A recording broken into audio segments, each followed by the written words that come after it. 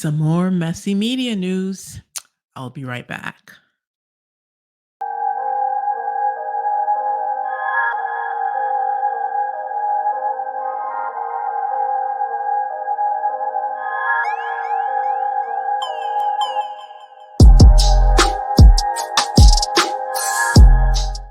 Welcome back to Coffee Rhetoric. It has been a minute, but I am your intrepid host, Tiffany J. I know it's been a while since I recorded a video. There is more recent content that I uploaded maybe about a week ago. I did a podcast episode. I've been talking a lot about the media lately. I really like discussing media mess. I call it media mess, but a lot of the gossip and rumors within the media realm. I think because I've always been in some way, shape, or form involved in media, digital media, regular media at large, whatever. But I did upload a recent podcast episode talking about, I think I talked about the Risa Tisa story and the whole big back energy thing. So please be sure to check that out because I'm such an infrequent content creator and I don't upload as often as I would like to or as I should.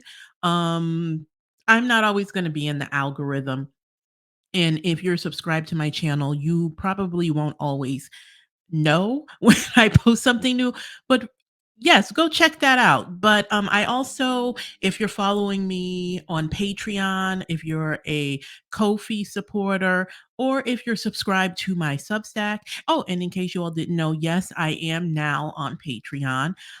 For the most part, I'm still a fairly new Patreon person. So for the most part, so far I've put a lot of my long form think pieces on there. So that's what you'll see when you go on there. If you happen to decide you want to support me and my work, that's what you'll see right now is mostly writing. If you like to read, you'll see some of my long form essays. I believe there's also an unpublished or unlisted video that I did not upload to YouTube because I did not like it. I did not like some of the commentary I gave just because a lot of it got lost in translation. So that's also uploaded on my Patreon, and it's also uploaded on my coffee page. And if you are subscribed to my Substack, you got it last Friday. Um, so yeah, that's, I guess you would call that housekeeping. So if you feel so obliged, become a patron on my Patreon, subscribe to my Substack, and become a coffee supporter. Coffee, you can do a one-time uh tip, or you can be a monthly supporter. And while I'm here doing this housekeeping, I would like to shout out my very first patron, uh Nutmegger Daily. Appreciate your support. And as always, I'd like to shout out my main coffee supporter, the pressure cooker, who's also a content creator on here. Shout out to her. So now that that's out of the way, as I mentioned in the beginning, I've been talking and writing a lot about media and media trends, what's going on in media. If you read my last essay, Navigating Media Minefields, I wrote about the situation with Don Lemon being fired from CNN and initially entering into a distribution partnership with X, aka Twitter. I also spoke about Funky Geneva and his departure from Fox Soul, and I talked about Shannon Sharp. That is a very good read, if I do say so myself.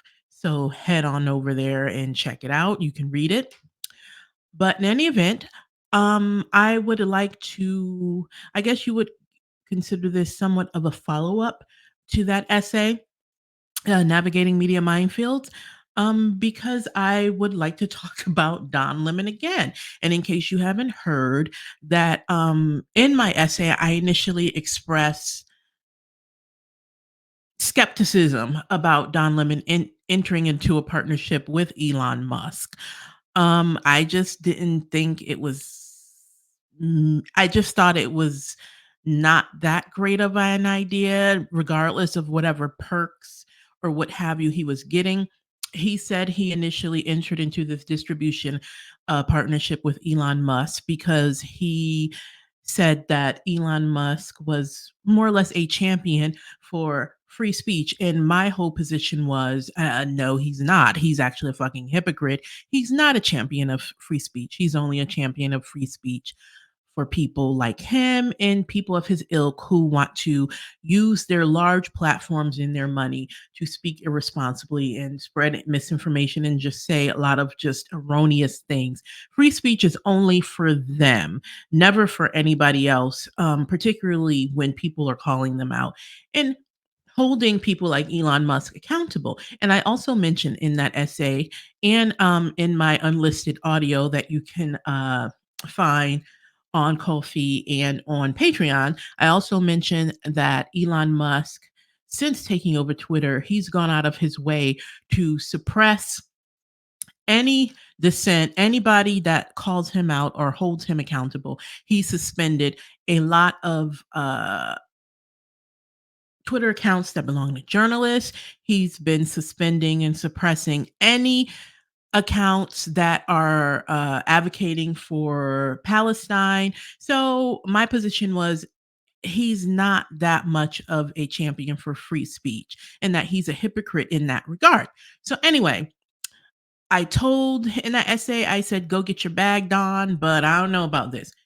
So since I wrote that essay, a lot has happened with Don Lemon and old Elon Musk in their partnership. So I know I am pushing my Patreon heavy. I know, but just hang in there with me. So if you aren't a Patreon or Ko-fi supporter, or you aren't subscribed to my Substack, you may have missed me writing about all that stuff and the intricacies of creating content and media on your own personal platforms, as opposed to contributing and having to answer to the whims of others. So a lot of the times when you do that, you're kind of beholden to other people's rules, other people's agendas when you're helping build up other people's platforms and you're contributing to their platforms and you enter into these kind of collaborative relationships where you're creating content on their platform. You should just do it on your own. So in any event, Don Lemon entered into this distribution partnership with Elon Musk. So Don Lemon, he entered into this distribution partnership with Elon Musk to launch his new show on X called The Don Lemon Show. And now it seems that Elon has wavered on his commitment. Mere days before the Don Lemon show was set to debut last week, I believe his show officially debuted. I believe that was last Monday. So basically, to woo advertisers back to the platform that that jumped ship after Elon took over Twitter and opened the gates and unsuspended the accounts of every racist, hateful troll you can imagine. Um, and all of his other kind of questionable decisions since taking over the platform. A lot of advertisers jumped ship. So I believe while some people they've been calling out Don Lemon over these last few days, they've been calling him out since his partnership with Elon Musk went sour after his inaugural interview with Elon Musk at the Tesla Center or whatever you call it. He went to Tesla to have his inaugural interview for his new show with Elon Musk. That whole thing went sour because Elon Musk did not like the questions that Don Lemon asked him during that interview. He got real salty about that because shortly after that interview, he immediately sent Don a terse text message basically telling him fuck you. This partnership's over. Contract off the table. Hi, everyone. Elon Musk is mad at me. And I just put out a statement about what happened between him, me, and the interview that he is apparently so upset about. But make no mistake about this. This is going to be my first episode of the Don Lemon Show this coming Monday, March 18th. So make sure you tune in. This does not change anything about the show except for my relationship with Elon and X. And there's a whole lot that went down, and I'm going to tell you about in the coming days. I know, though, that many of you were not happy that I was doing this in the first place, and you told me so. I just want you to know that I did this deal because not only do I believe in free speech, but I believed that this was the best possible chance for the work that I'm doing to reach the largest amount of people. So speaking of free speech, right, I thought the first person interview, no brainer, Elon Musk, the man who calls himself a free speech absolutist. I asked him to do it. He willingly agreed to the interview. Throughout our conversation, I kept reiterating to him that although it was tense at times, I thought it was good for people to see and hear our exchange and that they would learn from our conversation, learn more about him, learn more about me. But apparently, free speech absolutism doesn't apply when it comes to questions about him from people like me. What did we talk about? Why is he so upset? Does he even have a reason to be upset? So he canceled his business relationship with Don Lemon. So a lot of people, since that whole thing transpired, um, and I believe Don Lemon said, "Well, whatever, fuck you. Interview's still going to air as planned. My show is still going to go forward as planned. I don't have to have a partnership with X. I'm still going to debut it on YouTube and all other platforms like I had planned to." But with this distribution deal, Don Lemon said he had every intention of debuting his show on other platforms, but he was giving Twitter exclusive rights to his content first before it went live on other platforms. And so he was saying Don Lemon said that Elon was never his boss, that X and Elon Musk did not have any editorial rights or say so over the content he would be producing. He was saying it was merely a distribution deal, and how Elon, that it was Elon and X had gone out of their way to pursue him, that they offered him all of these incentives to debut the Don Lemon show on X, to give them first dibs on the content when it went live. So Don said that Elon trotted him out in front of all of these advertisers, so forth and so on. And so there's been a lot of talk since their deal went sour, and since that interview, there's been a lot of talk about how Don Lemon is basically a diva and was asking for all of these things like, I want this kind of car, I want to go to space, I want this, I want that money, I want this many millions of dollars up front, so forth and so on. And there's all this talk that Don Lemon was being a diva and that he was trying to take advantage of the deal with X and with Elon Musk. But honestly, I think they were both there was some usury on the other side too, because I feel like if you're to believe or go by what Don Lemon was saying, which I do believe, I feel like X and Elon Musk tried to use Don Lemon to woo back advertisers back to the platform. Um, and like I said, Elon and his team heavily courted Don Lemon, who was fired, I believe, last April from CNN. He was let go, and it was reported that he finally got a $25 million severance payout from CNN. Not a bad deal.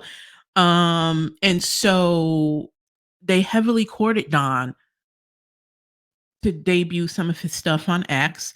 They offered him a lucrative distribution contract with perks to exclusively premiere content from the Don Lemon Show.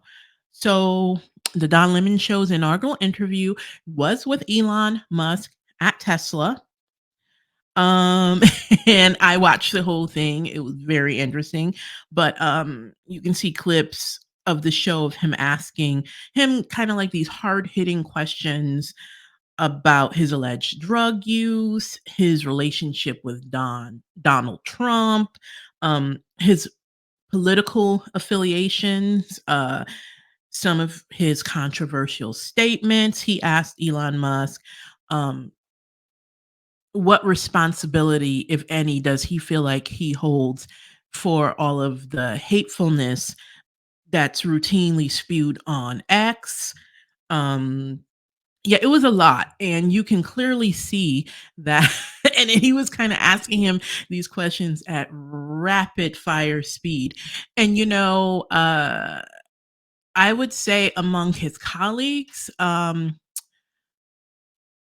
would say that the commentary has been a little mixed. There are some of his colleagues who are like, "Don, you're cool and all, but you were kind of aggressive with your line of questioning." And there are some of his colleagues that were like, um, "Yes, I'm glad that you kept your foot on his neck." So, commentary has been a little mixed about the way that Don Lemon went about his interview. I personally, didn't have any issues with it. I was glad that once he got Elon in the hot seat, I was kinda glad that he kinda, was asking him all of these questions and did not let up. I liked it. I liked seeing Elon Musk squirm and get uncomfortable in his seat. I really did. So, needless to say, as I mentioned before, the experience left Musk with a salty taste in his mouth. He sent Lemon that text message that said, "We're done. There won't be any business relationship between us." And so, honestly, against his better judgment, um, plus his colleagues in the court of public opinion advising Don that the newly minted partnership with Musk was a bad idea to begin with and that it would go left. Um, Because because of Musk's kind of seemingly wishy-washy nature, there are many people, including myself, who said that it probably wasn't a good idea to enter into the partnership to begin with, regardless of what those incentives was, and that Don should have just gone ahead and, debuted his show the way he ended up rolling it out to be the way that he ended up rolling it out, he should have just done that to begin with and not entered into a partnership with such a kind of a weird, flaky, wishy-washy person of questionable character. I don't know why he didn't just do it this way to begin with. Many people had a feeling things would go left. And so it is what it is. And Don Lemon said, um, when everything went less, he said when everything went left, he said, "My show is going to debut on schedule as planned." When he said, "I'm going to be linking it, uploading it, um, to Twitter anyway, I do it whether there's a partnership or not, I'm going to share it to Twitter." So it seems like when he tried to upload the, interview to Twitter, it went live everywhere else, but he was having some issues, with uploading the video to Twitter, and it seems like, people behind the scenes may or may not have been trying to suppress, um, the interview on Twitter. I believe they probably were tampering and making it difficult for Don to upload it to Twitter, but it's on there. And, on YouTube, on his YouTube page, The Non Lemon Show, it got pretty decent numbers. There's thousands of comments under the video. So it's on there on his YouTube page. The last I checked, he's now almost up to he's got almost it's probably more by now, but he's nearly got 50,000 subs so far to YouTube. So I feel like he should have just rolled out his new show and his new brand this way to begin with. because again, when you kind of enter, and I'm cynical. I'm very cynical about this kind of stuff because I know what it's like to kind of enter into like this. You're kind of like you're the creative one. You're the brains behind whatever it is you're bringing to the table and the creativity.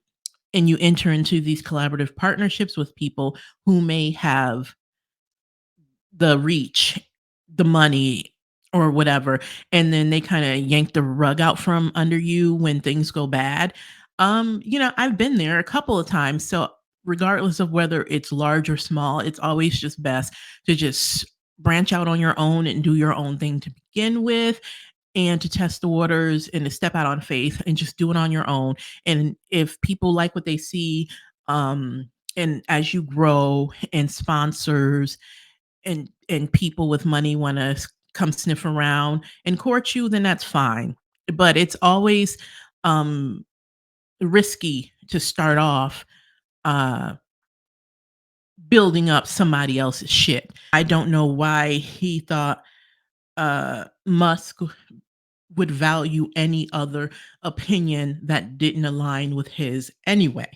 Because contrary to what Elon Musk says about being a free speech advocate, he doesn't stand firmly for free speech, especially when he's the one that's under scrutiny or facing tough questions, and he has actively, like I said, suppressed the voices of journalists and pro-Palestine activists since he's taken over Twitter, while he opened up the gates and let racist trolls, run free on Twitter.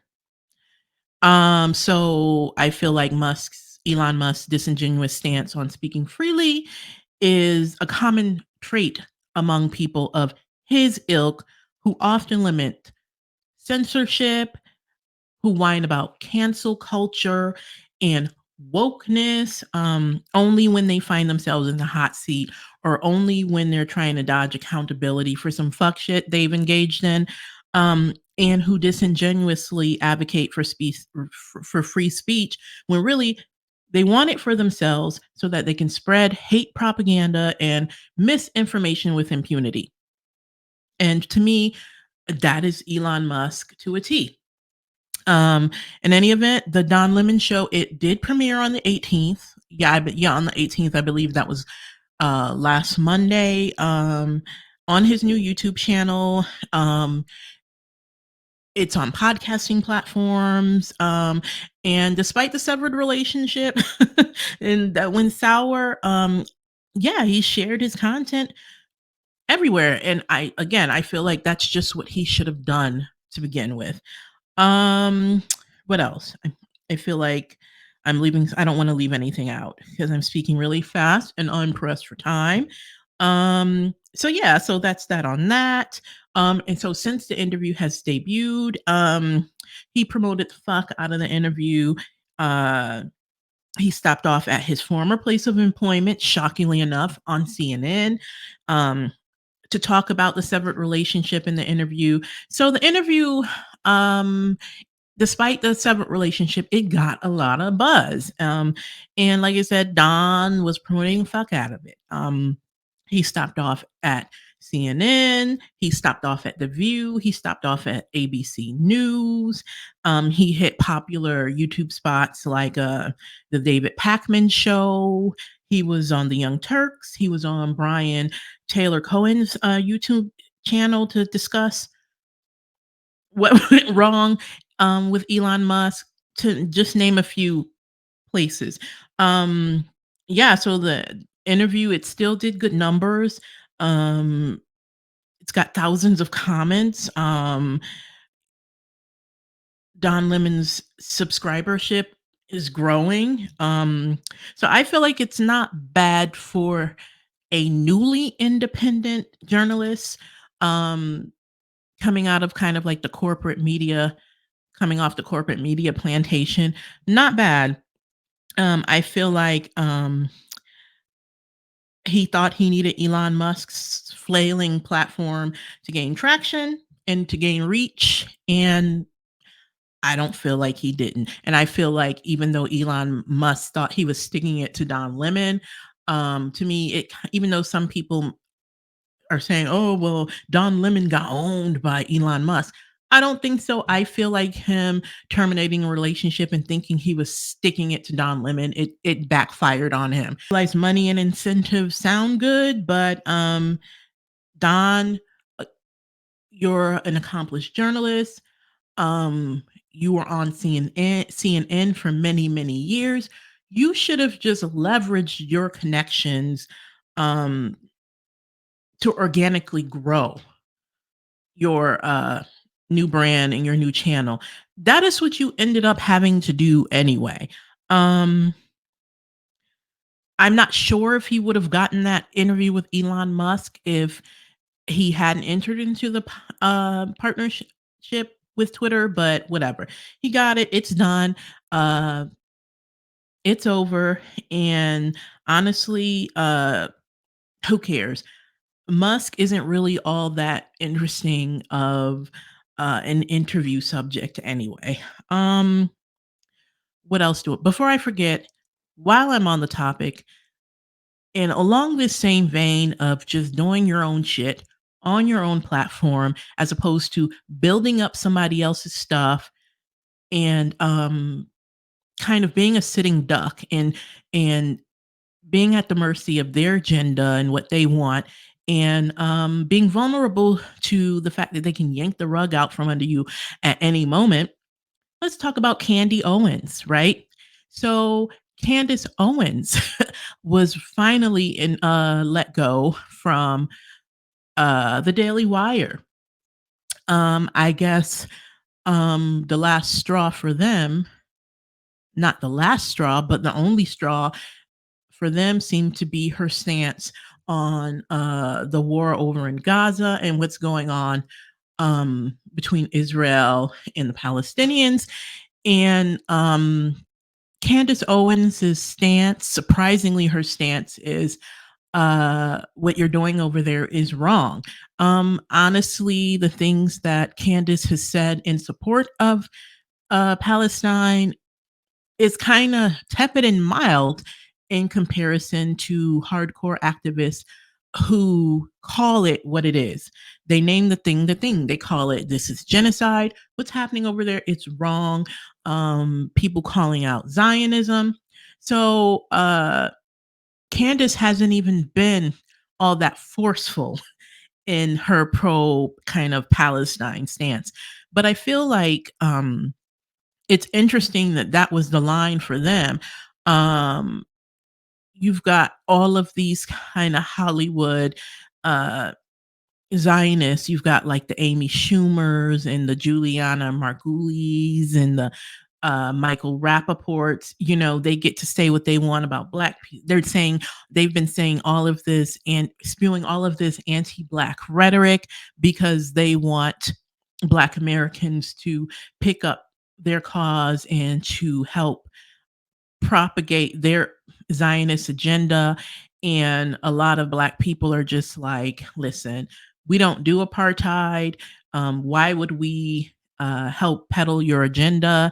Um, we're not going to pick up the burden and carry your water for you. And so that's made a lot of elite Hollywood Zionists mad with many black Americans, and where they've been saying just a lot of hateful things, a lot of hateful Islamophobic things, and a lot of hateful anti-black things. But I feel like in Candace Owens's situation, it's interesting that that was the line for them. Meanwhile, she's been on her podcast on the Daily Wire's platform with her 3 point something million subscribers. She's been able to sit on there and say deplorable things about other Black people, just very anti-Black things, say deplorable things about unarmed Black people who've fallen due to police violence. She said deplorable things about Breonna Taylor. She said deplorable things about George Floyd. She's helped she's helped peddle and perpetuate a lot of very anti-black, white hegemonic rhetoric. Like when I say she said some truly deplorable things about black people, she's made comments like the black community is the black people are the most murderous people um on the planet. Like she said some truly um deplorable things. She's said some deplorable anti-black things. She's had the ear of a lot of politicians. She said deplorable things at congressional hearings, a lot of things that help enact policies that are very anti-black, that policies that try to kind of erase black history and peddle kind of like ahistorical revisionist claptrap. She's helped further those agendas. She's helped further agendas that rolled back affirmative action and things of that nature. So it was all well and good when she sat on the Daily Wire's platform and spewed a bunch of anti-blackness. But her saying what's going on over in Gaza is wrong is the line. She's been labeled as anti-Semitic. She's been harassed. So it's just interesting that that was the line. It's like you can sit on here and you can talk about your own community and you can peddle a lot of claptrap about your own community, but you can't do that to ours. That's not okay for you to do that to ours. And so she finally got fired, and she officially announced it a couple of days ago on Twitter. I believe she tweeted something along the lines of, I'm finally free.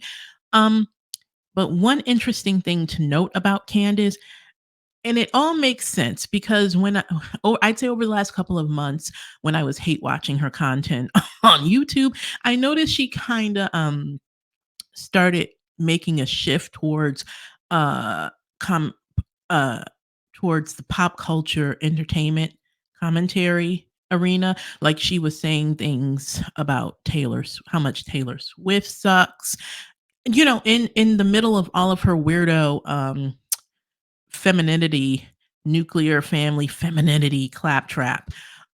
She was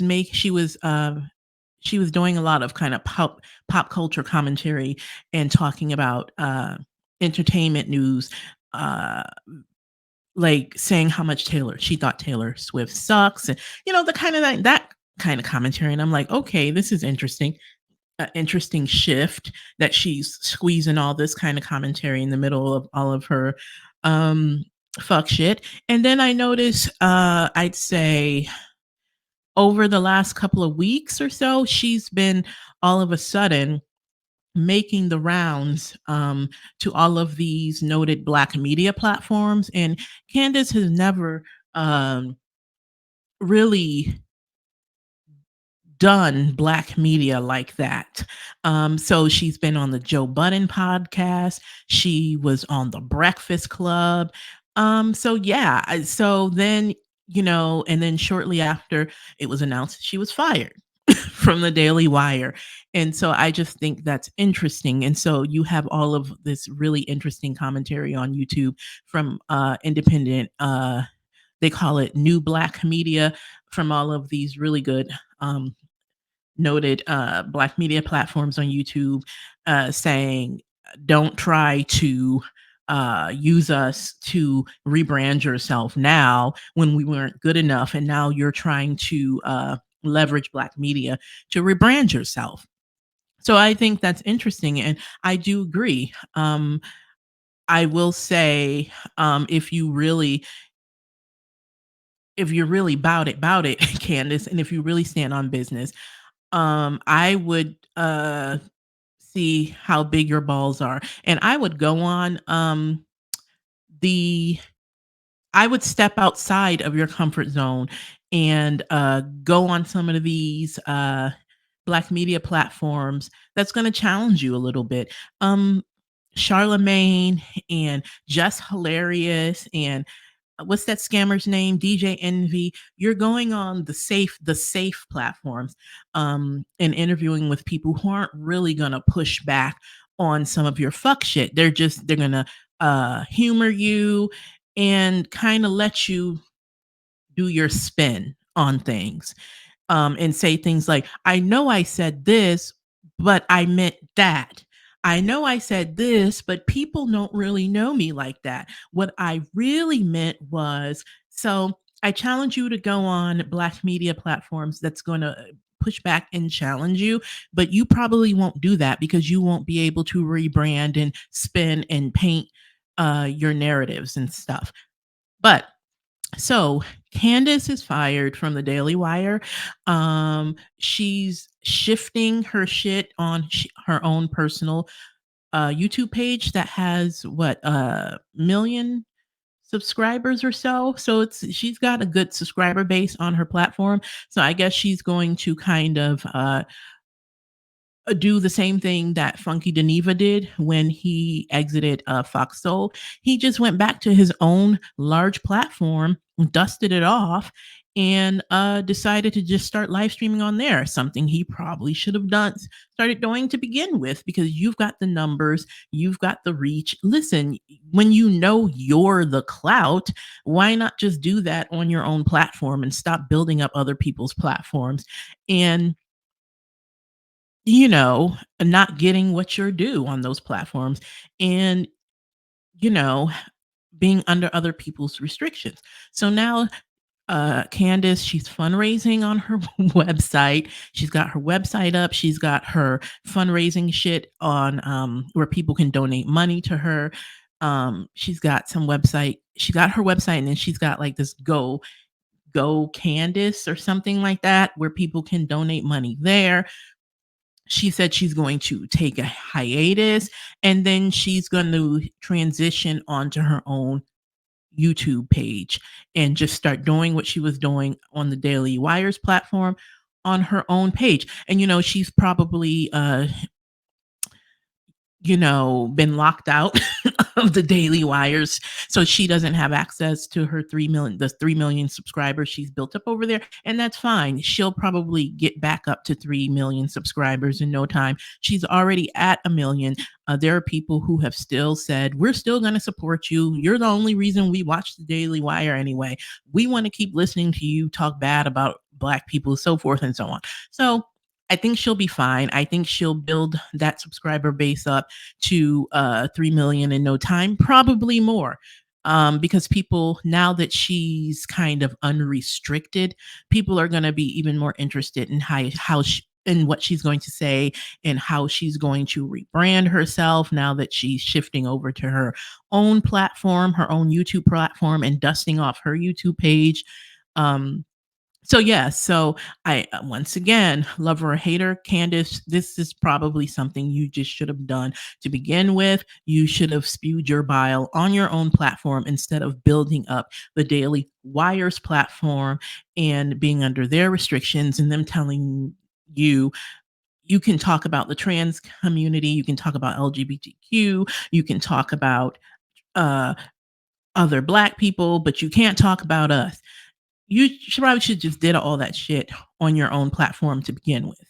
Um, so that's that on that. It'll be interesting to see how Candace transitions over to her own platform now that she's free. I don't think getting sponsors and funding will probably be a big issue for her. Somebody somewhere is going to donate millions of dollars to her so she can do her thing over on her own platform.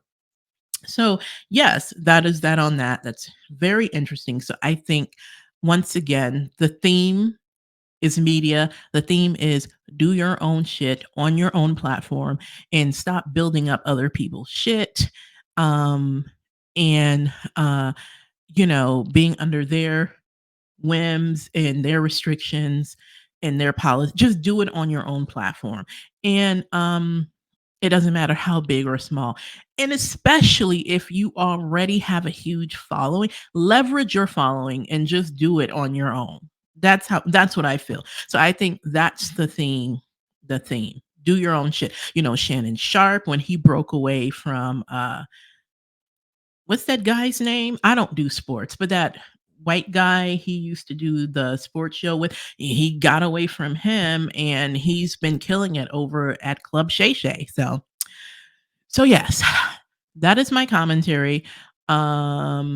Yeah, so if you've enjoyed anything you've heard here, please feel free to like, share, and or subscribe. However, I genuinely appreciate engaging with you all in the comment section. Agree or disagree. Just do it respectfully. Thank you. Please offer your feedback there and let me know what you think. What do you think of Don Lemon's interview with Elon Musk on his new show? What do you think of this situation with with Daily Wire and Candace Owens and Ben Shapiro? Let me know what you think. Um, Also, uh, check out my about section for pertinent links. All the links you need about Coffee Rhetoric are in my about section. Patreon, Coffee, Substack, my website, all that about section. If you like long form op eds, my latest think piece, Rage Farming, the Soft Life Edition, is published on Patreon and it's on Coffee for supporters. And again, it recently went live on Substack. It's free um, to subscribe to my Substack and read it. So go ahead on and do that. And um, that's pretty much it. To quote Fiona Apple, my all-time favorite exclamation from her at the MTV Music Awards many, many years ago. This world is bullshit. Go with yourselves. That's what you need to do. Go with yourselves. Stop building up people's shit. Build up your own shit. I'm out. See, Maya Angelou said that we as human beings at our best can only create opportunities. And I'm going to use this opportunity the way that I want to use it. So what I want to say is, everybody out there that's watching, everybody that's watching this world is both. And you shouldn't model your life. Wait a second. You shouldn't model your life about what you think that we think is cool and what we're wearing and what we're saying and everything. Go with yourself. Go with yourself.